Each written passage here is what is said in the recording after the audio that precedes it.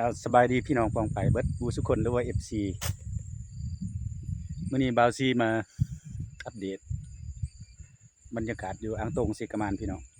น้ำขึ้นหลายเพราะว่าบ่ได้ลงมาทิศหนึ่งเลยพี่น้อง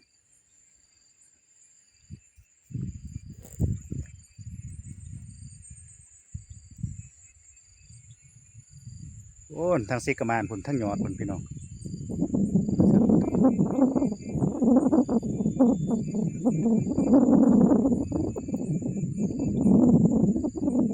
ประมาณนี้แหละ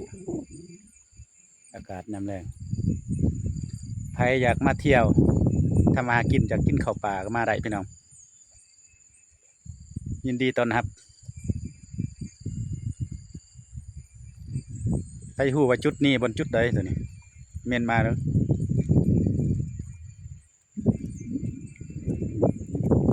มองยังส่องสอบอากลางเบิดสอบหนึ่งพี่น้องต้องเพียกกระตกอีกสิผูกมองก็บ่มีอันนั้นพี่น้องเอ้ยต้องเพียกกระตกจักอยู่ไสหาบ่เห็นจุ่มว่ามันเป็นอย่าง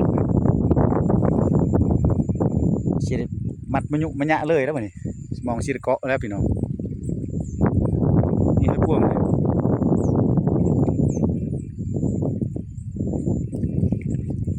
ใครอยากมาเที่ยว